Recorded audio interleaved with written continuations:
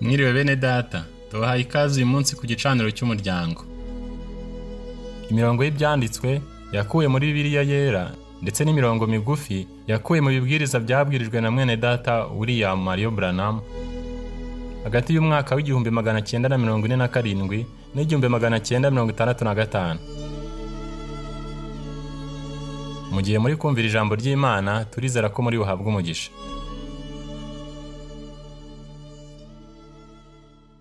Zaburi igice cya 24 umurongo wa 7 kugera kwa 10. Mwa marembo mwe nimwunamuke, mwa marembo y'iteka mwe nimweguke, kugira ngo umwami w'icyubahiro abyukuruke. Uwo mwami w'icyubahiro ninde? Uwiteka Nyiringabo niwe mwami w'icyubahiro. On Easter morning, he conquered the Roman field. He conquered Joseph's grave. He broke forth the seal and destroyed corruption and rose triumphantly. Igitondo kimwe cya Pasika yatsinze ikimenyetso cy'Abaroma, yatsinze imva Yosefu, yamenye ikimenyetso maze arimbura no kwangirika, maze azuka mu buryo bwo kunesha. He goes up in the air with his disciples, with the Old Testament saints, goes on beyond the moon, beyond the stars, beyond the spheres and the spheres. And after a while they come inside of the city. What do you think took place? Hanazamuka mu kirere ari kumwe n'abigishwa be hamwe n'abera bo mu isezerano rya kera, ajya hakurya y'ukwezi, hakurya y'inyenyeri, arenga imibumbe n'imibumbe. Nyuma ho gato yereka umurwa. Mutekereza ko habaye iki? Let's look in the Bible and see what took place. I'm going to quote David's prophecy. Mureke turebe muri Bibiliya maze turebe icyabaye. Ngiye gusubiramo ubuhanuzi bwa Dawidi. The Old Testament saints, when they seen the city in sight and Jesus at the head of the army marching on, the Old Testament saints screamed out, "Lift up the everlasting gate, and be ye lifted up, and let the King of glory come in."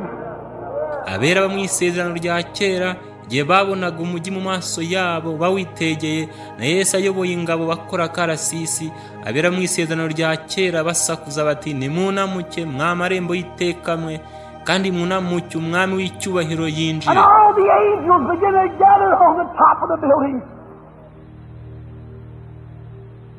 You know, they said when Nero had conquered the city, that the people faded and screamed and called him a god. When Adolf Hitler went into France, he stood at the Arc of Triumph, and for hours the whole sky was dark with airplanes and goose-stepping soldiers. Maze abamarayika bose batangira guteranira ku gasongero cy'inzu.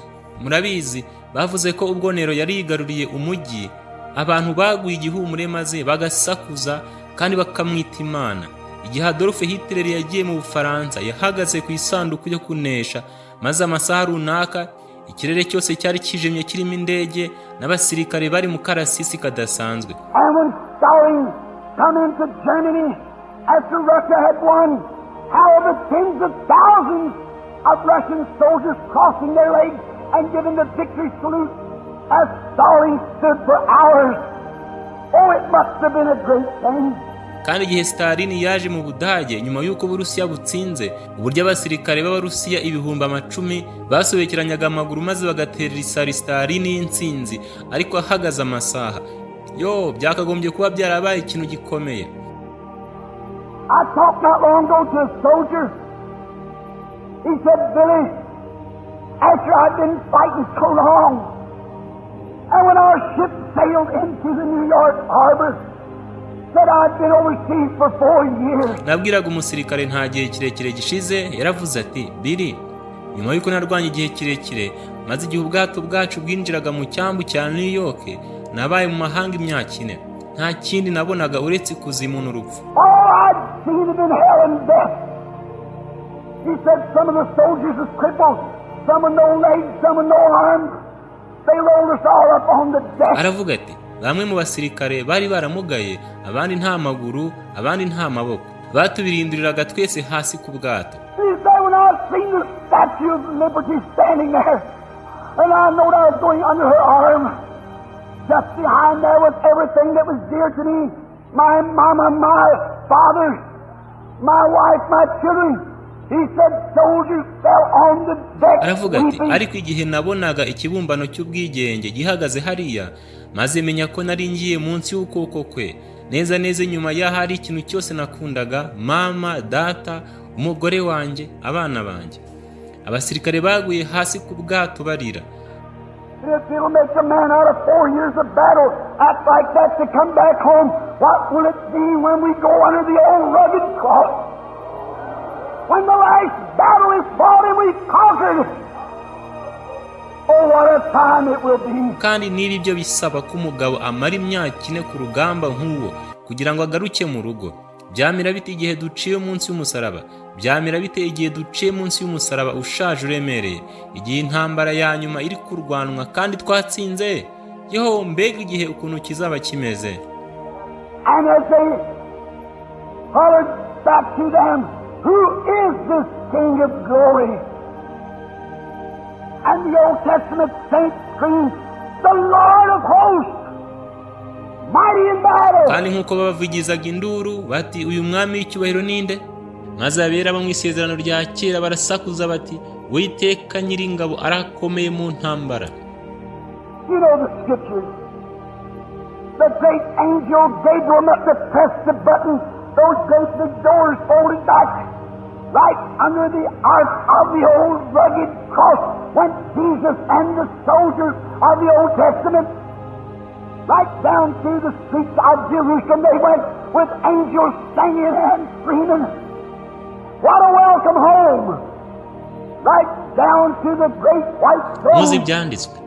Marayika ukomeye Gaburiyeli ashobora kuba yarakanze ahantu h'impuruza, izo nzugi nini zikomeye zigafungwa. Neza neza munsi y'isanduku y'umusaraba w'isoni Yesu ajyaho n'ingabo z'isezerano rya kera, aho hepfo neza neza mu mihanda ya Yerusalemu bagendana n'abamarayika. Baririmba kandi basakuza, mbega guhabwa ikaze mu rugo, aho hepfo neza neza ku ntebe y'ubwami yera ikomeye. And he said, Father, these are those that believed on you. I've conquered both death, hell, and the grave. Maze aravuga ati, Data, aba ni abakwizeye, nanesheje urupfu, ikuzimu n'imva icyarimwe. And I can hear the Father say, set all my stone here, son, until I made the last enemy thy footstool. And Jesus climbed up at the right hand of the God of heaven, and he's thrown on high. There he stands tonight. Kandi nshobora kumva data avuga ati, yicara hano ku ntebe yanjye y'ubwami, mwana wanjye, kugeza nkize umwanzi wawe wa nyuma munsi y'ibirenge byawe. Maze Yesu yurira hejuru y'uburyo bw'Imana yo mu ijuru ku ntebe y'ubwami hejuru. Aho ni ahagaze iri joro.